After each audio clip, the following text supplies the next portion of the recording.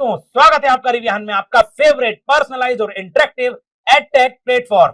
दोस्तों, आज के वीडियो में हम लेकर आए बहुत ही इंपॉर्टेंट चीज, और वो है एमपी बोर्ड 2023 का कंप्लीट क्वेश्चन पेपर का सॉल्यूशन। दोस्तों, इस क्वेश्चन पेपर को हम दो पार्ट में सॉल्व करेंगे, और अभी आप इसका पहला पार्ट देखेंगे और दूसरा पार्ट भी जल्दी आपको देखने को मिलेगा। आपको पता है, इस क्वेश्चन पेपर को सॉल्व करने से आपके दो इंपॉर्टेंट फायदे तो होने ही वाले हैं। पहला तो ये कि आपको पता चलेगा कि क्वेश्चन किस टाइप के आते हैं आपके एग्जाम्स में, और दूसरा, आपके जितने भी कॉन्सेप्ट्स हैं वो क्विकली सारे के सारे चैप्टर के रिवाइज हो जाएंगे। तो चलो दोस्तों, बिना किसी देरी के हम लोग फटाक से शुरू करते हैं अपना एमपी बोर्ड 2023 का क्वेश्चन पेपर का सॉल्यूशन। चलिए दोस्तों, पहले क्वेश्चन से शुरू करते हैं। पहला क्वेश्चन है हमारे पास fx = 5x। ये एक फलन हमको दिया हुआ है और डिफाइन कहां से, r से, r में डिफाइंड है, और हमसे बोला जा रहा है कि बताओ कि ये क्या है। चार विकल्प हमको दिए हुए हैं। fx = 5x हमारा फलन है, ठीक है भैया। अब देखो विकल्प देखें, विकल्प है पहला f एकेकी और आच्छादिक है, दूसरा f बहुएक और आच्छादक है, तीसरा f एकेकी है परंतु आच्छादक नहीं है। ऑप्शन पढ़ने की जरूरत नहीं, आप तो क्वेश्चन देखो ध्यान से। क्या है क्वेश्चन? है fx बराबर क्या, 5x। जैसे ही मैंने ये देखा कि ये fx बराबर 5x है, तो इसका ग्राफ कैसा होगा दोस्तों? इसका ग्राफ कुछ ऐसा जाएगा, हाँ या ना? आइडेंटिटी फंक्शन है ये, ठीक है ना। अच्छा, और मुझको पता है कि जितने भी आइडेंटिटी फंक्शन होते हैं वो कैसे होते हैं, वो मेरे एकेकी और आच्छादक दोनों होते हैं, क्योंकि इनकी जो हमारी डोमेन है वो क्या होती है, हर एक इनपुट के लिए हमको सिर्फ और सिर्फ एक आउटपुट मिल रहा है, एक सिंगल यूनिक आउटपुट मिल रहा है। तो भैया एकेकी तो हो गया, और इसकी जो हमारी रेंज है और को डोमेन है वो दोनों क्या है, बराबर है, क्योंकि रेंज क्या है इसकी, मेरी -∞ से लेकर +∞, और ये भी मेरे को क्या दिया हुआ है, ऑल रियल नंबर। तो मेरा सही आंसर क्या होगा साथियों? f एकेकी है और आच्छादक दोनों है। आसान सा क्वेश्चन था। चलो नेक्स्ट क्वेश्चन की तरफ बढ़ते हैं। अगला क्वेश्चन है मेरे पास, सही विकल्प चुनकर लिखो। ठीक है भैया, लिख देते हैं। tan इनवर्स √3 - sec इनवर्स -2, इसका मान किसके बराबर है? ये है हमारा किसका, इनवर्स ट्रिग्नोमेट्री का, यानी प्रतिलोम त्रिकोणमितीय फलन का एक महत्वपूर्ण सवाल है। अच्छा, अब tan इनवर्स √3 मेरा क्या होता है, पता है भैया क्या होता है, π/3 होता है। मान ले मैं अपन को π/3 होता है। अब देखना ये हमको कि sec इनवर्स -2 क्या होता है, ठीक है ना। तो इसको सॉल्व करने के लिए पहले से कुछ मान लेते हैं हम। तो y = क्या मान ले, sec इनवर्स -2, ठीक है। अच्छा, तो ये क्या हो जाएगा मेरा, sec y = what, 2 -2, ठीक है। अच्छा, अब आपको पता है कि मुझको -2 sec कब देता है, π/3 पे देता है, हाँ या ना? बिल्कुल π/3 पे देता है। अच्छा, ये माइनस का साइन बाहर है, इसको अगर मुझे अंदर ले जाना है तो मैं क्या करूंगा, मैं sec को कुछ इस तरह से लिख सकता हूं, sec ऑफ पाई माइनस π/3, हाँ या ना? और जैसे ही मैंने इसको पाई माइनस π/3 लिखा, तो ये मेरा क्या हो गया, ये मेरा हो गया sec ऑफ 2π/3, हाँ या ना? तो मेरा y की वैल्यू क्या निकल कर आ गई, जिसको मैंने y माना था, ये मेरा क्या निकल कर आ गया, 2π/3। तो π/3 माइनस 2π/3, बात समझ में आई? ये मैंने सॉल्व किसको किया है, केवल इतने हिस्से को सॉल्व किया है, और इसकी वैल्यू तो डायरेक्टली मुझको मालूम है π/3 होती है। अच्छा, π/3 माइनस 2π/3, ये कितना हो गया मेरा, ये मेरा हो गया -π/3 हो गया। तो मेरा सही आंसर क्या होगा साथियों, ऑप्शन नंबर बी, यानी -π/3। चलो आगे बढ़े आप नेक्स्ट क्वेश्चन की तरफ। अगला क्वेश्चन है, ये सब अभी हमारे क्या है, विकल्प हमको चार दिए, उनमें से एक सही चुनना है, ठीक है ना। अच्छा, एक हमको, अच्छा ये आव्यूह का सवाल आ गया, a = cos alpha minus sin alpha और cos अल्फा। अब हमसे बोला जा रहा है कि a + ai मतलब क्या होता है, ai ने a डैश, ये डैश हमको क्या बताता है, ट्रांसपोज बताता है, ठीक है ना। तो चलो इसका ट्रांसपोज निकाल लेते हैं। a मेरे को पता है, ठीक है ना। अब a t या फिर a डैश, ये मेरा क्या हो जाएगा, ये मेरा हो जाएगा जो इधर है, मतलब जो मेरा रो है उसको मैं कॉलम बना दूंगा, जो मेरी कॉलम उसको मैं रो बना दूंगा। चलो फटाफट बना दो। ये हो गया मेरा क्या, cos alpha minus of sin alpha, ये मेरी रो, इसको मैंने कॉलम बना दिया, ठीक है ना। अच्छा, इस रो को मैंने कॉलम बना दिया और इस रो को भी आप कॉलम बना दो, तो ये क्या हो जाएगा मेरा, sin अल्फा और cos अल्फा, हाँ या ना। और मुझको कहा जा रहा है कि a + a ट्रांसपोज, यानी इसमें मैं अगर a को जोड़ दूं तो मुझे क्या मिलेगा, i मिलेगा, ठीक है ना। तो चलो लिख देते हैं फटाफट, cos alpha minus of sin alpha, ये क्या है इधर, sin अल्फा और cos अल्फा, sin अल्फा और cos अल्फा। अच्छा, अब आप देखो इन दोनों को अगर आप ऐड करोगे तो क्या आएगा, इन दोनों को ऐड करोगे तो आ जाएगा आपके पास क्या, 2 cos अल्फा 0 0 और 2 टाइम्स cos अल्फा। और ये मेरा क्या है, ये मुझको बोला गया है कि ये आइडेंटिटी फंक्शन है, यानी इसको मैं आइडेंटिटी मैट्रिक्स से जब कंपेयर करूंगा तो 2 cos अल्फा मेरा क्या आ जाएगा साथियों, ये आ जाएगा मेरा क्या, 1 आ जाएगा, हाँ है ना। 2 cos अल्फा 1 आ गया, अच्छी बात है भैया, 2 cos अल्फा 1 आ गया। तो देखो cos अल्फा मेरे पास क्या आ जाएगा, 1/2 2 आ जाएगा, हाँ या ना, ठीक है। तो ये मेरा क्या आ गया, ये मेरा आ गया क्या, cos alpha is equal to 1/2 cos alpha कब देता है, cos मेरा 1/2 कब देता है, पाई/3 पे देता है, ठीक है ना। तो अल्फा इज इक्वल टू मेरा क्या आ गया यहाँ से पाई/3। तो मेरा अल्फा का मान ही तो मेरे से पूछा गया था, तो अल्फा का मान ही तो मेरे से पूछा गया था, तो अल्फा का मान मेरा क्या आ गया साथियों, पाई/3, ठीक है। चलो भैया नेक्स्ट क्वेश्चन की तरफ बढ़ते हैं। अगला क्वेश्चन है मेरे पास, यदि a एक 2 × 2 कोटि का वर्ग आव्यूह हो तो 5a डिटरमिनेंट का मान क्या होगा। अच्छा भैया, अब ये भी एक प्रॉपर्टी के ऊपर आधारित है, आपको पता ही है ये प्रॉपर्टी क्या है, फटाक से देख लेते हैं। मुझको पता है, अगर मैं k टाइम्स मान लो लिखूं, k टाइम्स किसी भी जो भी हमको दिया हुआ है आव्यूह, ठीक है ना, k टाइम्स a, तो ये मेरा क्या हो जाएगा k² या फिर k की पावर n कायदे से, तो इधर 2 × 2 है लेकिन वो कुछ भी हो सकता है, डिटरमिनेंट ऑफ a, ठीक है ना। अच्छा, अब इधर k का मान मेरे को क्या दिया हुआ है, इधर k का मान मुझे 5 दिया है और n का मान कितना दिया है, n का मान मुझे 2 दिया हुआ है, तो ये मेरा क्या हो जाएगा 5a, इसका मुझे मान निकालना है तो ये हो जाएगा 5² a, तो ये मेरा क्या हो जाएगा 25a, हाँ या ना, तो ये मेरा क्या हो गया 25a, ठीक। नेक्स्ट क्वेश्चन की तरफ बढ़े, अगला क्वेश्चन देखते हैं। अगला क्वेश्चन है भाई कि यदि PA इज इक्वल टू 0.5 है और PB इज इक्वल टू 0 है, तब PA जबकि B हो चुका हो क्या होगा। PB है कि हमको दिया ही 0 हुआ है, तो हमारा PA जबकि B हो चुका हो तो क्या होगा, वो भी हमारा 0 ही होगा, इसमें दिमाग लगाने की कोई जरूरत है ही नहीं, सिंपल सा क्वेश्चन है। चलो नेक्स्ट क्वेश्चन की तरफ बढ़ते हैं। नेक्स्ट क्वेश्चन हमको दिया हुआ है, एक छोटा सा डिटरमिनेंट दे दिया, बोल रहा है कि भैया x की वैल्यू निकालो, तो फटाफट हम इसकी वैल्यू निकाल देते हैं। ध्यान देना, इसकी वैल्यू हम कैसे निकालेंगे, x² माइनस 18 दूनी 36, ठीक है ना। अब ये बराबर 0 होगा, यहाँ पर इक्वल टू 0 होगा, तभी हम इसकी वैल्यू निकाल पाएंगे। तो x² इज इक्वल टू क्या हो गया मेरे पास 36, तो x इज इक्वल टू क्या हो गया मेरे पास +/6, ठीक है। तो हमारा सही विकल्प क्या है दोस्तों, ऑप्शन नंबर बी, यानी +/6। फटाफट फटाफट करना है वाले क्वेश्चन को आपको एग्जाम में, ठीक है। चलो अगला क्वेश्चन देखते हैं। अब हमको रिक्त स्थानों की पूर्ति करने के लिए बोल रहा है, तो चलो भाई रिक्त स्थान की पूर्ति भी कर देते हैं। ध्यान दो, पहला क्वेश्चन क्या है, मेरे को दिया हुआ y इक्वल टू √e की घात में √x, और मेरे से क्या बोला जा रहा है, इसका अवकलन करो। तो चलो भैया फटाफट इसका डिफरेंशिएशन कर देते हैं। तो y इक्वल टू क्या हो गया e की पावर 1/2, एक तो ये हो गया e की पावर 1/2, फिर इसके होल में पावर में क्या 1/2 है।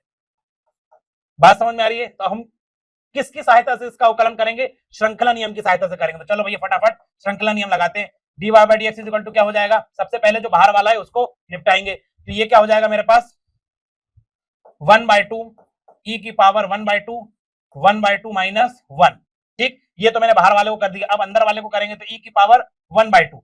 अच्छा, e की पावर √e, इसको हम क्या करेंगे, e की पावर 1/2 का e की पावर 1/2 ही मेरा आंसर होगा, ठीक है ना। तो मेरा इसका आंसर क्या आ गया साथियों 1/2 √e, ये क्या है 1/2 माइनस 1 यानी -1/2 इंटू e की पावर 1/2, ठीक है। e की पावर 1/2 नहीं, e की पावर x दिया हुआ है। चलो ध्यान दो, फिर से करते हैं इस क्वेश्चन को। e की पावर 1/2 तो कांस्टेंट ही हो जाएगा ना। तो देखो y इक्वल टू क्या है e की पावर √x, ठीक है ना, यानी x की पावर 1/2, ठीक। और इसकी होल क्या दिया हुआ है, ये भी अपना क्या है अंडर रूट में, तो ये हो जाएगा 1/2। तो dy/dx क्या हो गया, dy/dx इज इक्वल टू हो गया 1/2 e की पावर x की घात 1/2 1/2 माइनस 1 इंटू, अब आएगा e की पावर x की घात 1/2, तो इसको उठा के पहले तो वैसा का वैसे ही रखो, फिर हम क्या करेंगे x की पावर √x का डिफरेंशिएशन करेंगे, तो वो क्या आ जाएगा 1/2 टाइम्स √x। बात समझ में आ गई, कैसे सॉल्व किया हमने, ठीक है। चलो अगला क्वेश्चन देखते हैं। अगला क्वेश्चन है, वृत्त के क्षेत्रफल में परिवर्तन की दर प्रति सेकंड त्रिज्या के सापेक्ष जबकि r is equal to 5 centimetre, ठीक है ना। हमको वृत्त के क्षेत्रफल में परिवर्तन की दर निकालनी है, तो ठीक है भैया, एरिया ऑफ सर्कल क्या होता है मेरे पास πr² होता है। मुझे क्या निकालना है प्रति सेकंड यानी da/dt निकालना है। पाई कांस्टेंट है, r² का क्या हो जाएगा 2r dr/dt, हाँ या ना, ठीक है भैया। अच्छा, dr/dt क्या हमको दिया हुआ है, वृत्त के क्षेत्रफल में परिवर्तन में प्रति सेकंड त्रिज्या के सापेक्ष जबकि r इक्वल टू हमको da/dr निकालना है, ठीक है भाई, da/dr निकालते हैं। तो da/dr मेरा क्या हो जाएगा is equal to pi 2r dr/dr, कुछ बचा ही नहीं, पाई इंटू 2, और r कितना दिया हुआ है, जब मेरा r क्या 5 सेंटीमीटर हो, 5 सेंटीमीटर है, तो ये मेरा क्या हो जाएगा 10 पाई, ठीक है ना। तो da/dr मेरा क्या आ गया 10 पाई, ठीक है। तो इसका सही आंसर क्या हो गया 10 पाई हो गया। चलो अगला क्वेश्चन देखें, sin inverse x plus cos inverse x dx, ठीक। इसकी हमको वैल्यू निकालनी है, तो इसकी वैल्यू क्या आएगी, अब यहाँ इंटीग्रेशन होना चाहिए, ठीक है। Sine inverse x plus cos inverse x क्या होता है, पाई बाय 2 होता है, फॉर्मूला है। अब पाई बाय 2 को अगर हमको इंटीग्रेशन करना है तो हम कैसे करेंगे, pi by 2 dx is equal to pi by 2 को बाहर निकाल लो, dx का इंटीग्रेशन x प्लस सी, ये हो गया आपका आंसर, ठीक है ना। चलो अगले पेज की तरफ बढ़ते हैं।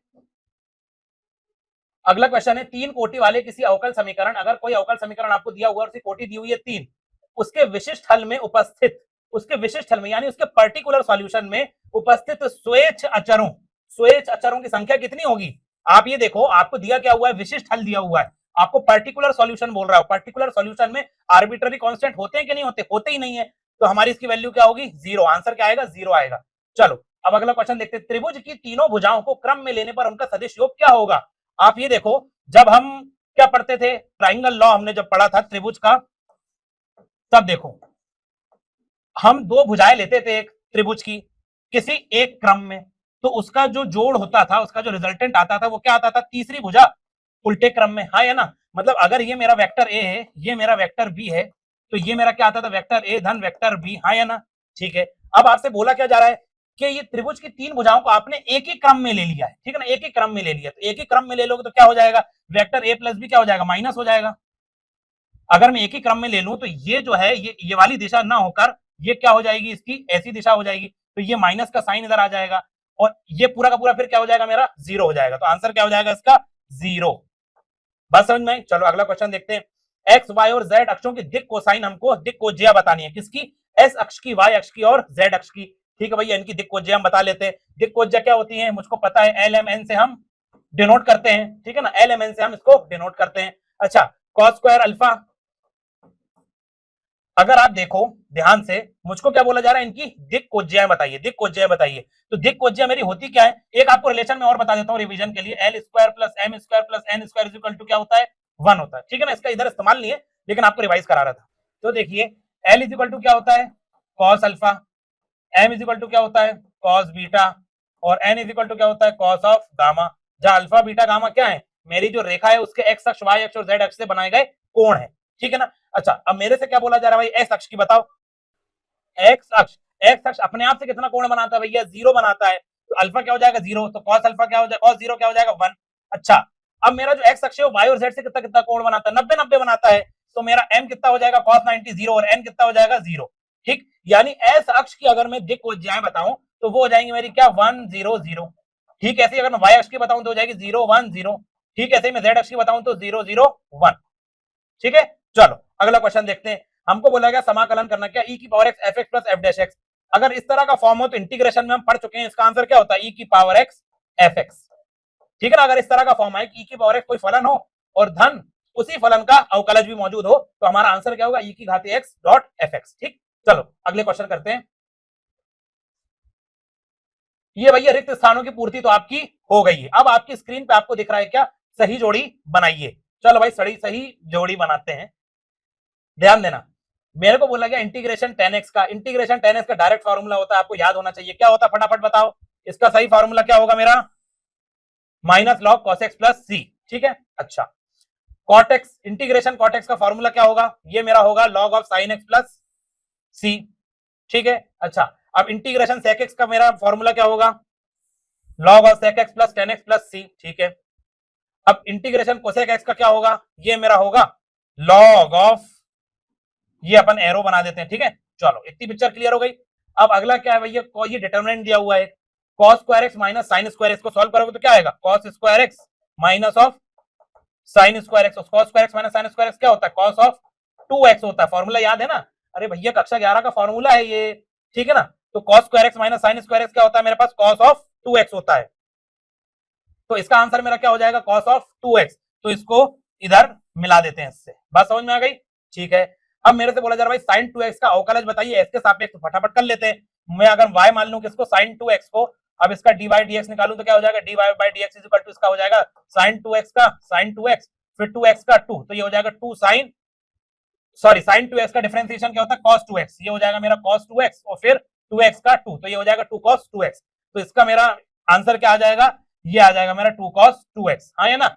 चलो तो समझ में आ गई बात, ये तो डायरेक्ट फॉर्मूले थे, आपको याद होंगे तो आप बना पाओगे, नहीं याद होगे तो कोई कुछ मदद नहीं कर सकता इसमें, ठीक। चलो आगे बढ़े,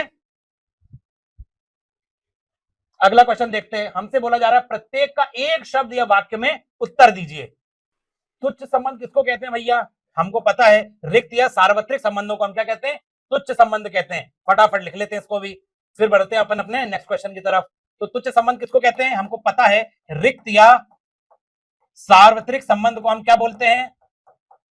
तुच्छ संबंध बोलते हैं। ठीक है ना? ठीक है भाई। अच्छा, साइन इनवर्स 1/√2 इसका मुख्य मान क्या होता है? साइन इनवर्स 1/√2 का मुख्य मान चीख चीख के पता है हमको, क्या होता है? पाई/4 होता है। अच्छा, स्तंभ आव्यूह किसे कहते हैं? स्तंभ आव्यूह यानी कॉलम मैट्रिक्स उसे कहते हैं जिसमें केवल स्तंभ हो, जिसमें केवल स्तंभ हो उसे हम क्या कहते हैं? स्तंभ आव्यूह, जिसमें केवल कॉलम आपके मौजूद हो। अच्छा, सदिश i प्लस जे प्लस के, इसका हमको मैग्नीट्यूड पता करना है, इसका परिमाण पता करना है। तो मैग्नीट्यूड निकालने का तरीका क्या होता है? √1 square 1 square 1 square 1 plus 1 plus 1, तो ये हो गया क्या? √3। ठीक है ना? चलो अगले क्वेश्चन की तरफ बढ़ते हैं। हमको दिया हुआ है यदि ए और बी स्वतंत्र घटना है। कैसी घटना है? स्वतंत्र घटना है, इसको नोट करना है भैया। स्वतंत्र घटना है आपकी ए और बी। ठीक है, तो पी ए हमको दिया हुआ है क्या? 0.3 और पी बी दिया है क्या? 0.4। तब पी बी बाय ए का मान क्या होगा? मुझको क्या दिया हुआ? ए और बी स्वतंत्र घटनाएं हैं, तो स्वतंत्र घटनाओं में मुझको पता है कि पी बी बाय ए होता है मेरा क्या? पी बी के बराबर। तो आंसर मेरा क्या हो जाएगा? 0.4। ठीक है। अच्छा, अब मेरे को दिया हुआ है cos sec inverse x plus cosec inverse x, इसकी वैल्यू बताओ। sec inverse x plus cosec inverse x क्या होता है? पाई/2 होता है कि नहीं होता? ये मेरा पाई/2 हो गया, तो मेरा cos पाई/2 फिर क्या आ गया साथियों? cos पाई/2 मेरा आ गया क्या? 0। cos पाई/2 मेरा 0 आ गया। ठीक है, चलो अब मेरे को बोला गया अगले क्वेश्चन में, एक उत्पाद की x इकाइयों से प्राप्त कुल आय रुपयों में rx बराबर क्या दिया? 3x square plus 36x plus 5। ठीक है ना? तो ये प्रदत्त है इससे, तो हमको बताना है x बराबर जब 15 हो तो सीमांत आय कितनी होगी। तो इसको निकालने का तरीका क्या होता है? पहले इसको डिफरेंशिएट कर दो, तो ये मेरा क्या हो गया? r डैश x, तो ये क्या हो गया? 3 दूनी 6x प्लस 36। हाँ या ना? ठीक, r क्या दिया है मेरे को? 15। ठीक है ना? 15 पे तो 6 गुणे 15 प्लस 36, 15 दूनी 30 से 50 50 75 56 90, 90 प्लस 36, तो ये मेरा क्या हो गया? 126। ठीक है, चलो अगले क्वेश्चन की तरफ बढ़े। चलो अगला क्वेश्चन देखते हैं क्या है। निम्नलिखित कथनों में सत्य असत्य लिखिए। सत्य और असत्य बताना यानी ट्रू और फॉल्स बताना है। ठीक है, पहला क्वेश्चन देखो क्या है? अवकल समीकरण ये दिया हुआ भैया आपको क्या? एक अवकल समीकरण, और आपसे बोला जा रहा है कि इसकी कोटि कितनी है? इसकी कोटि 2 है। ठीक है भैया, तो क्या इसका ऑर्डर 2 है? देख लेते हैं। एक अवकल गुणांकीय है, एक अवकल गुणांकीय, एक अवकल गुणांकीय है। इसका ऑर्डर कितना है? 2, जो सबसे ज्यादा है, तो यही क्या होगा? मेरा पूरे अवकल समीकरण की कोटि होगी, तो ये है मेरा क्या? सत्य। ठीक है, चलो अगला देखते हैं। मेरे को बोला जा रहा है सदिश ए इक्वल टू इतना, बी इक्वल टू इतना, इनके बीच का कोण कितना है? 60 डिग्री है। हम कोण निकालने के लिए क्या करते हैं दोस्तों? हम कोण निकालने के लिए ए डॉट बी निकालते हैं, is equal to mod A mod B cos theta. हाँ या ना? ये थीटा से हम क्या निकालेंगे? अपना कोण निकालेंगे। अच्छा, अभी आप देखो ध्यान से, ये मेरा ए डॉट बी हम इससे निकाल लेते हैं। ये कितना हो जाएगा मेरा? 1 -1 -1 इज इक्वल टू मॉड ए कितना हो जाएगा मेरा? √3, और मॉड बी कितना हो जाएगा? √3, तो √3 इंटू √3 कॉस थीटा। अच्छा, ये और ये कैंसिल हो गया, तो ये मेरा कॉस थीटा कितना बच गया? कॉस थीटा मेरा बच गया -1/3, तो थीटा मेरा क्या हो गया साथियों? कॉस इनवर्स -1/3, और मुझे एंगल क्या दिया हुआ है? 60 डिग्री, यानी ये क्या है? असत्य है, तो इसको मैं क्या लिखूंगा? असत्य। ठीक है, चलो अगला क्वेश्चन देखते हैं। मेरे को बोला जा रहा है अवकल समीकरण dy by dx minus y equal to cos x, इसका मेरे को समाकलन गुणांक दिया हुआ है e की घाते -x, इसका इंटीग्रेटिंग फैक्टर वो भी देख लेते हैं। इंटीग्रेटिंग फैक्टर क्या होता है? e की पावर इंटीग्रेशन ऑफ इसका कोफिशिएंट यानी -1 dx, -1 बाहर ले लो तो क्या हो जाएगा? e की पावर माइनस dx का कोफिशिएंट, dx का इंटीग्रेशन -x, तो dx का कोफिशिएंट x हो गया, तो ये हो गया क्या? e की पावर -x, तो ये बिल्कुल आपको सही दिया हुआ है, तो this is your right answer. ठीक है, चलो नेक्स्ट क्वेश्चन की तरफ बढ़ते हैं। ये देखो, अब मेरे को दिया हुआ है भैया कि एफ एक्स से लेकर वाई, ये मेरी डोमेन है, ये मेरी कोडोमेन है, एक आच्छादक फलन है। ठीक, यानी ये मेरा ऑन टू फंक्शन है। ऑन टू फंक्शन में क्या होता है? मेरा कोडोमेन और रेंज कैसी होती है? बराबर बराबर होती है। तो कोडोमेन इज इक्वल टू क्या होता है? मेरा रेंज होती है, मेरी परिसर के बराबर होती है। तो मेरे से बोला गया है कि ये जो मेरा फलन है ऑन टू है, तब बताओ जो एफ का मेरा परिसर है क्या वो वाई के बराबर होगा? ये मेरा कोडोमेन है, और आच्छादक फलन में मेरा कोडोमेन ही क्या होता है? रेंज के बराबर होता है। तो बिल्कुल सही जवाब है ये है मेरा सत्य। ठीक है, चलो अगला क्वेश्चन देखें। tan inverse 1/2 plus tan inverse 1/3 equal tan inverse 1/5, tan inverse x plus tan inverse y का फॉर्मूला लगा लेते हैं। तो tan inverse x plus tan inverse y is equal to tan inverse x plus y बटे 1 minus x Y. ठीक है, अच्छा x क्या है मेरा? 1/2 और y का 1/3, फटाफट फॉर्मूले में आप रखकर देख लो, तो ये क्या हो गया? tan inverse 1/2 plus 1/3 upon 1 minus 1/6, ठीक है ना। 1/2 1/3 क्या हो गया, 3 दूनी 6। तो ये मेरा क्या हो गया दोस्तों, tan इनवर्स 3 + 2/6 अपॉन 6 में से 1 गए 5/6, 6 और 6 क्या होगा मेरे, कैंसिल हो गए, ठीक है। ध्यान देना, tan inverse x + y upon 1 minus xy, x क्या मेरा 1/2, ये मेरा x है, और मेरा y क्या 1/3, तो tan inverse x + y upon 1 minus xy, xy क्या हो गया मेरा 1/2 1/3 यानी 1/3 2 जा 6, तो ये मेरा क्या हो गया 5/6 नीचे, और ऊपर क्या हो गया 3 + 2 5/6, 6 से 6 कैंसिल, 3 + 2 कितना हो गया 5, 5 से 5 कैंसिल, तो ये क्या बचा मेरे पास tan इनवर्स 1, यानी क्या हो गया मेरा π/4, और मेरे को दिया क्या हुआ tan इनवर्स 1/5, जो कि गलत है, यानी ये है मेरा असत्य, ठीक है। चलो अगला देखते हैं। अगला है मेरे को भैया एक अवयव दिया हुआ a = aij m × n, ठीक है ना, और b = दिया मेरे को bij n क्रॉस p, तो ये मेरे को क्या बोल रहा है कि ए बी की कोटि क्या होगी, m × p होगी, m × p होगी, बिल्कुल सही जवाब है भाई, m × p होगा, a × b का मेरा कोटि, तो ये मेरा क्या सत्य। चलो आगे बढ़े, अगले क्वेश्चन की तरफ बढ़ते हैं।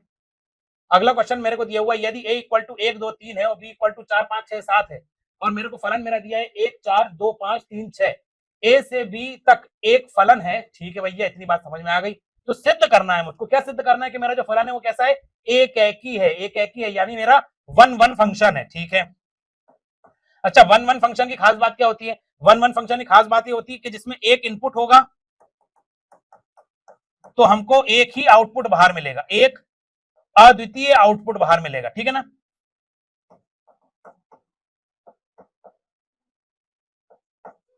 एक अद्वितीय आउटपुट मेरे को क्या मिलेगा, बाहर मिलेगा, ठीक है भैया, इतनी बात तो समझ में आ गई।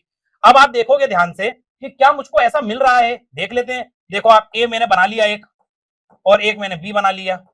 ए में मेरे को क्या भरा हुआ है 1 2 और 3, और बी में क्या है मेरे पास 4 5 6 और 7, और फलन मेरा ए से लेकर बी है, ठीक। अब आप देखोगे ध्यान से, तो जब आप 1 रखोगे तो आपको फलन क्या दे रहा है, 4 दे रहा है, ठीक। 2 रखोगे तो फलन क्या दे रहा है, 5 दे रहा है। 3 रखोगे तो फलन क्या दे रहा है, 6 दे रहा है, ठीक। तो ये फलन एक इनपुट पर मुझको सिर्फ और सिर्फ एक आउटपुट दे रहा है, और एक अद्वितीय आउटपुट दे रहा है, यानी एक यूनिक आउटपुट दे रहा है। तो ऐसा फलन मेरा क्या होता है, ऐसे फलन को तो मैं क्या बोलता हूं साथियों, एक एकी बोलता हूं। अच्छा अगर आपसे इसी सवाल में पूछ लेता क्या ये आच्छादक है, तो क्या आप इसको बोलते, नहीं बोलते, क्योंकि इसकी कोडोमेन क्या है 4 5 6 7, लेकिन इसका परिसर क्या है मेरा, केवल 4 5 और 6, और आच्छादक फलन यानी ऑन टू फंक्शन वो होता है जिसमें कोडोमेन और रेंज बराबर होती है। हालांकि वो हमसे इसमें पूछा नहीं गया, तो उसमें हम जाएंगे भी नहीं। तो ये फंक्शन मेरा कैसा सिद्ध हो गया, एक एकी सिद्ध हो गया। चलो अगला क्वेश्चन देखते हैं। अगला क्वेश्चन है, जांच कीजिए कि समुच्चय 1 2 3 4 में आर आपको दिया हुआ है द्वारा प्रदत्त संबंध स्वतुल्य तथा संक्रमक है किंतु सम्मित नहीं है, ठीक है। तो हमको ये प्रूफ करना है कि ये सम्मित नहीं है, यानी सिमेट्रिक नहीं है। अच्छा इसको आप अगर ध्यान से देखोगे तो आपको देख के समझ में आ जाएगा कि ये फलन आपके कैसे हैं, ये फलन आपके स्वतुल्य और संक्रमक तो बिल्कुल स्पष्ट दिख रहे हैं, लेकिन सवाल ये पैदा होता है कि क्या ये सम्मित है या नहीं है। तो आप देखो ध्यान से, अगर सम्मित होता तो 1 2 जो कि आर में है, तो 2 1 भी होना चाहिए आर में, लेकिन क्या 2 1 कहीं दिख रहा है आपको, कहीं नहीं दिख रहा, मुझको नहीं दिख रहा, तो आपको भी नहीं दिख रहा होगा। तो ये चूंकि मेरा आर में नहीं है, इसलिए मेरा फलन कैसा है, सम्मित नहीं है। बात समझ में आ गई। चलो अगले क्वेश्चन की तरफ बढ़े। चलो दोस्तों नेक्स्ट क्वेश्चन देखते हैं। तो ऐसे आसान आसान से क्वेश्चन आए हुए हैं, इसको हमको क्या करना है, सिद्ध करना है। क्या सिद्ध करना है, sine inverse minus x is equal to क्या, minus of sine inverse x. चलो भैया इसको फटाफट प्रूफ कर देते हैं। ये काय का क्वेश्चन है, मेरा प्रतिलोम त्रिकोणमितीय फलन का सवाल है, फटाफट इसको प्रूफ करते हैं। चलो देखना दोस्तों, ये मेरा क्या है साइन इनवर्स माइनस एक्स, इसको मैं क्या मान लेता हूं, थीटा मान लूं, ठीक है। अच्छा तो देखो ये मैंने ये मान लिया। अच्छा यहाँ पर एक चीज लिखना जरूरी है, साइन इनवर्स जो मेरा फलन होता है वो कहां से कहां के बीच में हमारी वैल्यू देता है, -π/2 से लेकर π/2, ठीक है।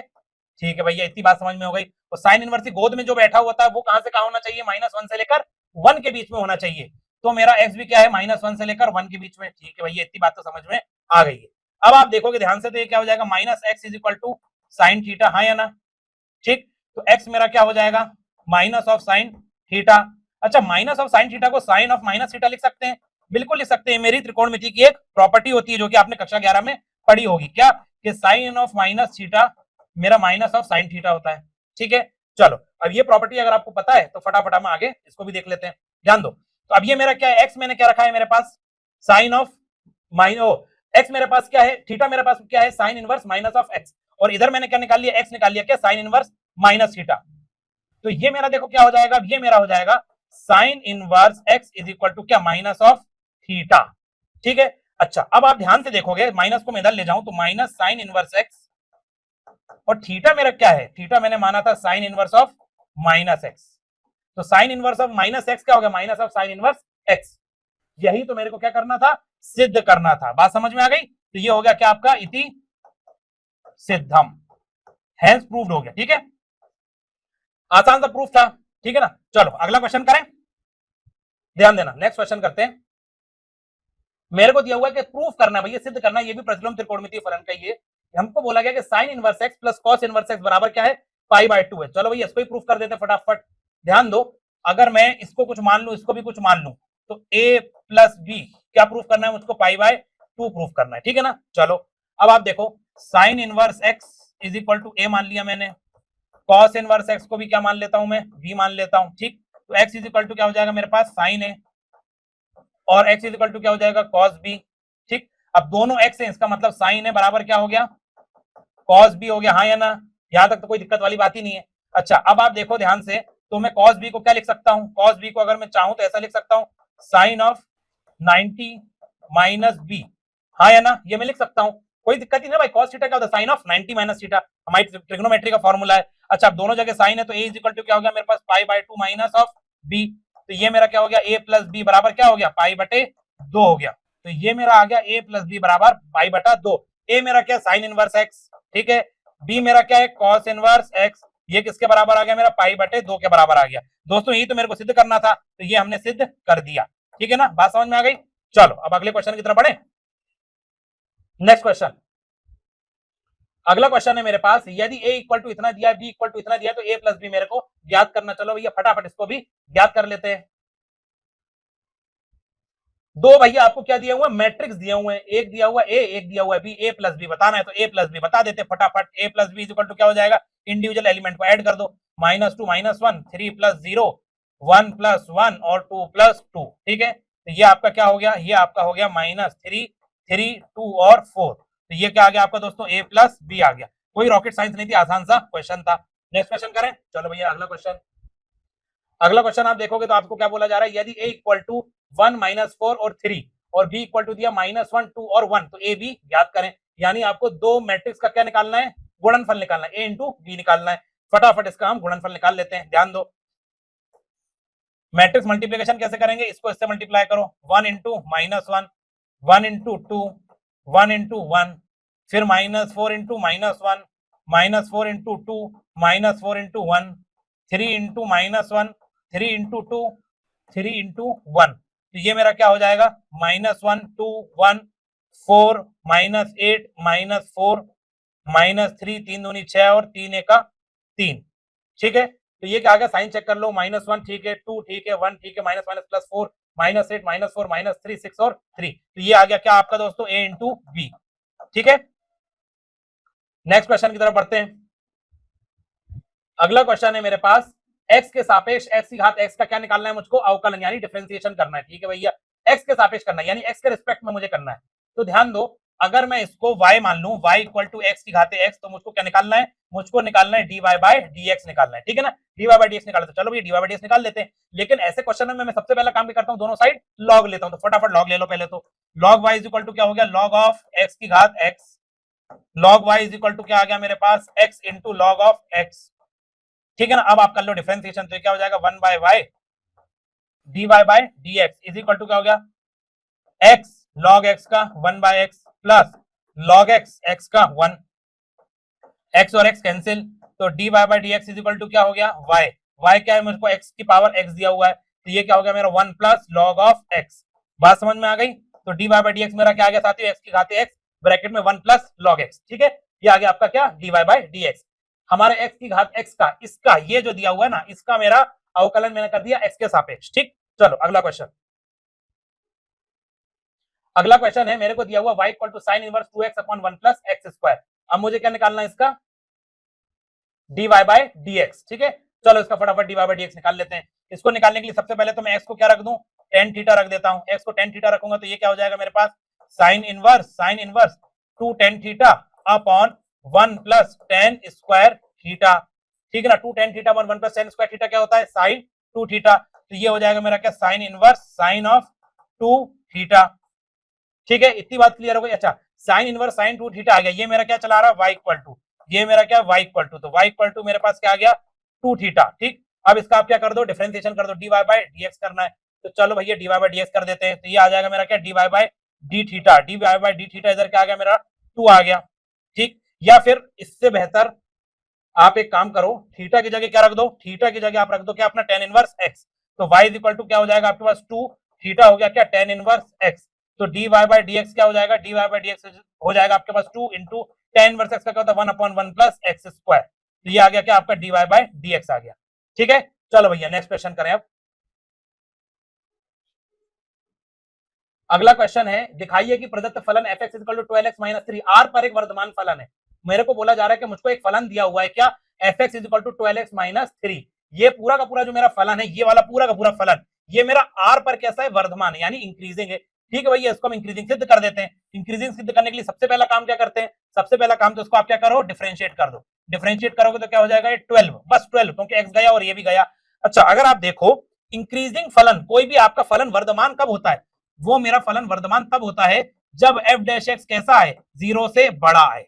ठीक है ना, जिस जिस x के अंतराल में मेरा f डैश एक्स 0 से बड़ा आएगा यानी धनात्मक आएगा, तब तब मेरा फलन कैसा होगा, कैसा होगा, वर्धमान होगा। अब आप देखो इधर मैंने f(x) मेरा फलन दिया, मैंने f डैश एक्स निकाल लिया, f डैश एक्स निकाला, f डैश एक्स निकाला तो ये क्या आया, 12 आया। ठीक है ना, 12 आया, और 12 कैसा होता है मेरा, हमेशा 0 से बड़ा ही होगा, क्योंकि फिक्स नंबर आया है। तो मेरा f डैश एक्स कैसा हो गया, 0 से बड़ा हो गया। इसका मतलब, और चूंकि यहां पर हर x के लिए मेरा f डैश एक्स 0 से बड़ा है, तो मेरा f डैश एक्स हर x के लिए 0 से बड़ा है, तो मेरा जो फलन होगा fx वो वर्धमान होगा। किसके लिए, फॉर ऑल x, यानी r पे। ठीक है ना, r पर मेरा फलन कैसा होगा, वर्धमान होगा। बात समझ में आ गई। चलो भैया वेरी गुड, अगला क्वेश्चन देखते हैं। अगला क्वेश्चन मेरे से बोला जा रहा है, मेरे को दिया एक फलन f(x = e⁻3x)। अब मेरे से बोल रहा है कि ये फलन कैसा मेरा, वर्धमान है, यानी कैसा, इंक्रीजिंग है। और कहां पर इंक्रीजिंग है, आर पर। ठीक है ना, यानी पिछले क्वेश्चन की तरह ही बोल रहा है, कोई अंतराल पे नहीं बोल रहा, बोल रहा है पूरे के पूरे आर पर, यानी -∞ से लेकर +∞ तक जितनी भी x के मान है उन सब पर मेरा ये फलन f(x = e⁻3x) ये कैसा है, ये मेरा वर्धमान है ना। तो चलो भाई इसको भी हम क्या करते हैं, सिद्ध करते हैं। सबसे पहला काम क्या करेंगे, हम f डैश एक्स निकालेंगे, इज इक्वल टू ये क्या हो जाएगा, e⁻3x का e⁻3x, फिर 3x से करेंगे तो 3 ये नीचे आ जाएगा। अच्छा, अगर आप ध्यान से देखो तो ये क्या है, 3, ये एक धनात्मक संख्या है। ठीक है भैया, धनात्मक संख्या है, ये भैया एक पॉजिटिव नंबर है, बीच में क्या मल्टीप्लाई। अब e की पावर में क्या है, 3x। अब आप एक चीज सोचो कि x की जगह आप कुछ भी रखो, जो आपका मन आए रखो, 1 रखो, 2 रखो, 3 रखो, -1 रखो, -2 रखो, -3 रखो, 0 रखो, जो इच्छा है रखो, ये चीज मुझे हमेशा कैसी मिलेगी, ये चीज मुझे हमेशा कैसी मिलेगी, धनात्मक ही मिलेगी, यानी पॉजिटिव ही मिलेगी। तो पॉजिटिव कोई भी मेरी वैल्यू गुणे पॉजिटिव वैल्यू, तो पॉजिटिव गुणे पॉजिटिव, ये मेरे को क्या मिलेगा, हमेशा पॉजिटिव ही मिलेगा। ठीक है ना, यानी मेरा f डैश एक्स कैसा आ गया, हमेशा मेरा पॉजिटिव आ गया, यानी फॉर ऑल x, ये जो मेरा e की घात 3x है, ये मेरा 0 से बड़ा है, कब, x के हर मान के लिए, x के हर मान के लिए 0 से कैसा है, बड़ा है। अब ये x के हर मानने के लिए 0 से बड़ा है, तो मेरा f डैश एक्स भी x के हर मानने के लिए कैसा हो गया, फॉर ऑल x 0 से बड़ा हो गया। और ये 0 से बड़ा हो गया तो मेरा क्या हो गया, ये मेरा फलन कैसा हो गया, वर्धमान हो गया।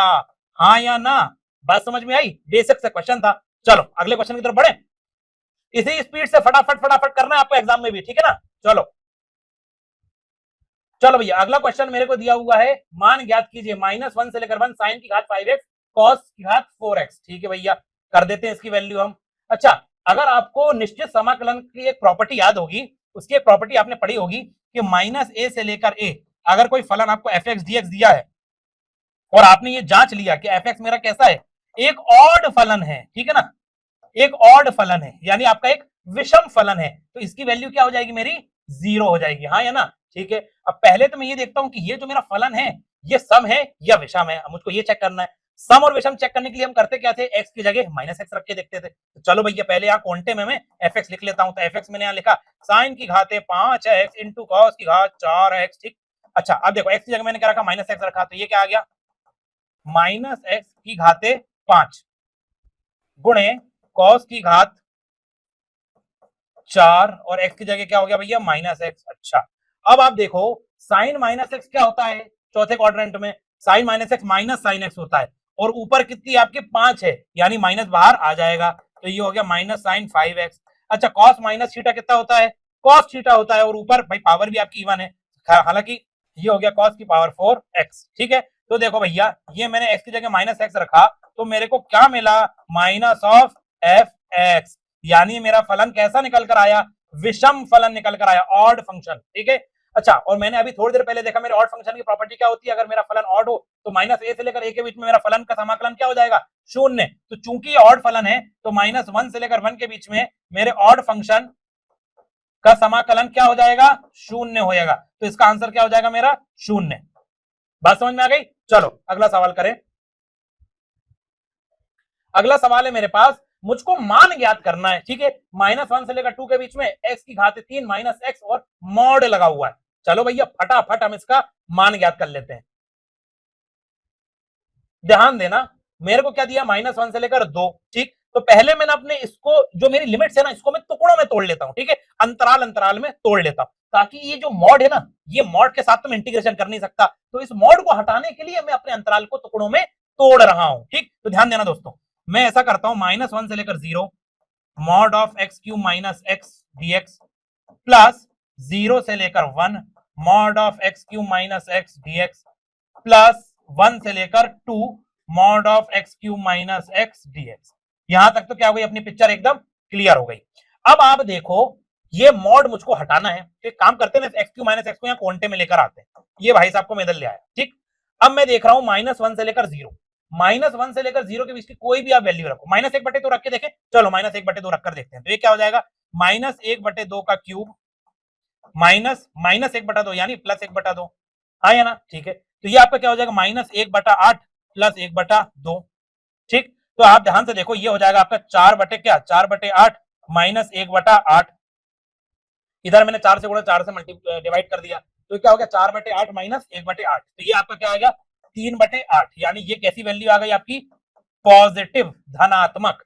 यानी -1 से लेकर 0 का जो अंतराल है, उसमें ये जो मेरी चीज है ना, कौन सी चीज, एक्स क्यू माइनस एक्स, ये जो चीज है, ये कैसी आ रही है, मेरी धनात्मक आ रही है। तो जब भी मेरे मॉड के अंदर धनात्मक कोई चीज होती है, तो मैं मॉड लगाऊं या ना लगाऊं, बात बराबर होती है। तो इस मॉड को मैं धीरे से उचका देता हूं। ठीक है ना, कोई जरूरत ही नहीं, क्योंकि अंदर की वैल्यू कैसी मेरी, पॉजिटिव। किस अंतराल में, -1 से 0 वाले अंतराल में, आगे के अंतराल की बात अभी करने जा रहे हैं। ठीक है ना, अच्छा, तो चेक करने का तरीका समझ में आया, -1 से 0 के बीच में कोई भी वैल्यू ले लो, -1/2 ले लिया हमने, फिर हमने उसको रखकर देखा, सॉल्व करके देखा, तो कैसा आ रहा है, पॉजिटिव आ रहा है। अब हम इसको करेंगे -1 से लेकर 1, मॉड हमने हटा दिया क्योंकि जरूरत ही नहीं, अंदर की क्वांटिटी कैसी है, पॉजिटिव है, ये हो गया भैया प्लस। अब भैया 0 से लेकर 1 के बीच में देखते हैं, 0 से 1 के बीच में अगर आप देखोगे, तो देखो ध्यान से, आपने जैसे ही 0 से 1 के बीच कोई भी वैल्यू रखो, 1/2 रख के देख लें, चलो 1/2 रख लेते हैं, आप भी खुश, हम भी खुश, क्वेश्चन भी खुश। तो ये 1/2 का क्यूब माइनस क्या, 1/2, 1/2 का क्यूब क्या हो गया, माइनस, वो सॉरी 1/8 माइनस 1/2, इसको कर दो 4/8, तो ये कितना निकल कर आ गया, -3/8। यानी ये आपकी कैसी क्वांटिटी आई, ऋणात्मक क्वांटिटी आ रही है। यानी 0 से लेकर 1 के बीच में एक्स क्यू माइनस एक्स कैसा है, मेरा नेगेटिव है। तो जब भी मॉड के अंदर कैसा नेगेटिव होता है, तो मॉड हटाने के लिए मुझको क्या शर्त लगती है, एक माइनस चिपकाना पड़ता है। तो मैं एक काम करता हूं, इस मॉड को हटाता हूं और एक माइनस बाहर दे देता हूं, और उस माइनस को मैं इस प्लस की जगह लिख दूंगा, क्या, माइनस।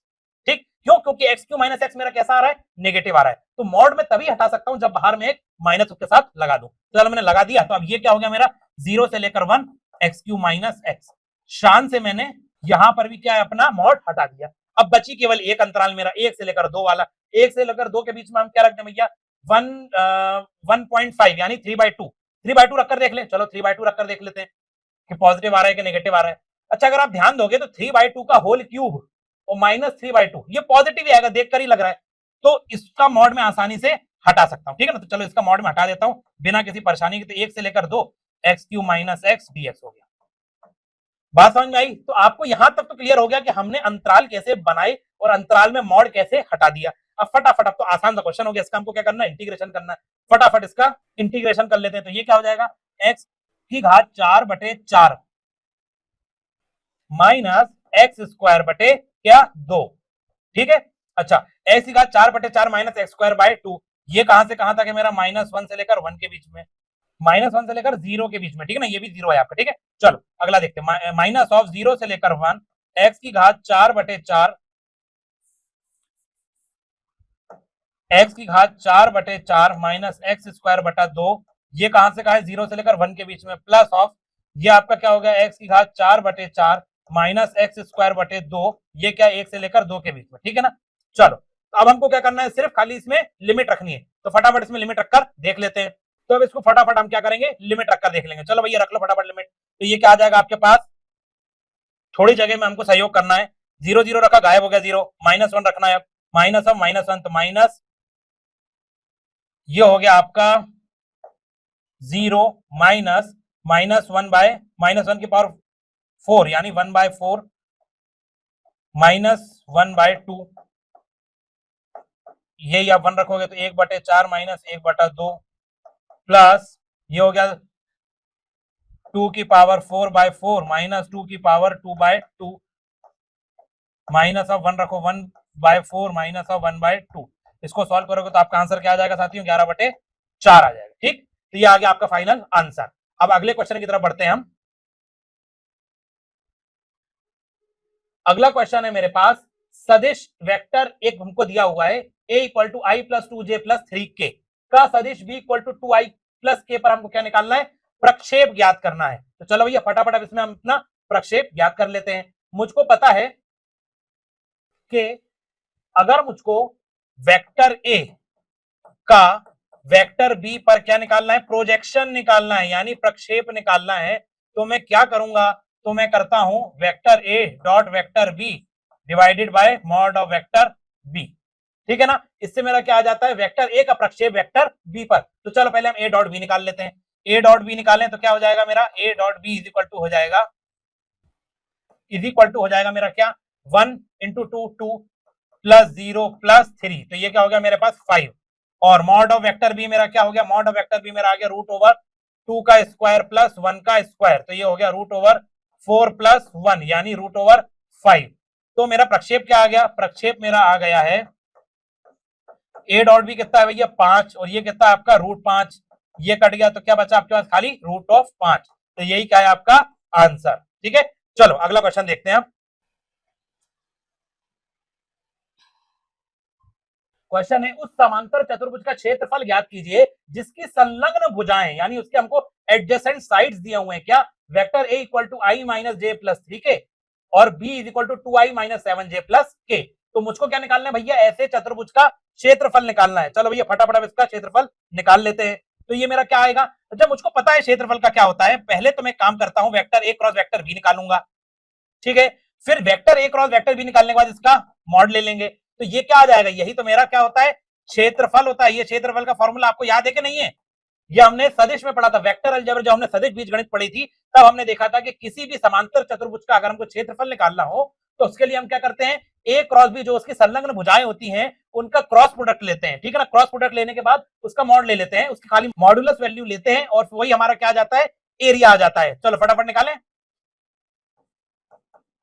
ए क्रॉस बी मेरा क्या हो जाएगा, आई जे के। ठीक है ना, आई जे के लिख लिया भैया हमने। अब हमको ए क्रॉस बी करना है तो उसकी हम वैल्यू रख देते हैं फटाफट, 1 माइनस 1 3, और ये हो गया क्या 2 माइनस 7 और 1। ठीक है, चलो भैया इसको हम सॉल्व करें, क्रॉस प्रोडक्ट थोड़ा ध्यान से करेंगे। आई -1 माइनस माइनस प्लस 7 दिया 21, ठीक है ना, माइनस ऑफ जे, ये कितना हो गया 1 1 1 माइनस 3 दूनी 6 प्लस ऑफ के, ये आ गया कितना -7 माइनस माइनस प्लस 2। तो देखो ये मेरा क्या आ गया, 21 में से एक गया तो 20 आई कैप माइनस माइनस प्लस 5 जे कैप, 2 में से 7 गया -5 के कैप। ठीक, तो ये आ गया क्या मेरा साथियों, ए क्रॉस बी आ गया। ठीक, अब मैं क्या निकालूंगा, ए क्रॉस बी का मॉड्यूलस निकाल लेता हूं, तो फटाफट निकाल लेते हैं। ए क्रॉस बी का मेरा मॉड्यूलस, ए क्रॉस बी का मेरा मॉड्यूलस क्या आ जाएगा, is equal to under root of 20 का स्क्वायर प्लस 5 का स्क्वायर प्लस 5 का स्क्वायर, तो ये हो गया क्या 400 प्लस 25 प्लस 25, तो ये आ गया क्या मेरा रूट ओवर 450। ठीक है ना, तो ये मेरा क्या आ गया दोस्तों 15√2। ठीक है, तो ये आ गया क्या मेरा आंसर, और यही मेरा क्या है क्षेत्रफल किसका, मेरे समांतर चतुर्भुज का। बात समझ में आई। तो इसी के साथ दोस्तों हमने 12 क्वेश्चन कंप्लीट कर लिए टोटल 1 से लेकर 12 तक, और जितने और में थे ना वो भी हमने सारे कंप्लीट कर लिए। अब इसके आगे का जो हम हिस्सा है वो हम पार्ट 2 में कवर करेंगे, ठीक है ना। तो सेकंड पार्ट में भी हमारे साथ बने रहिएगा। मैं उम्मीद करता हूं कि पहले पार्ट में आपने बहुत कुछ सीखा होगा और बहुत कुछ आपको कॉन्फिडेंस बिल्डअप हुआ होगा। तो चलो दोस्तों, मिलते हैं अब हम पार्ट 2 में एमपी बोर्ड 2023 के मैथमेटिक्स के क्वेश्चन पेपर के बाकी क्वेश्चंस के साथ। तब तक के लिए थैंक यू।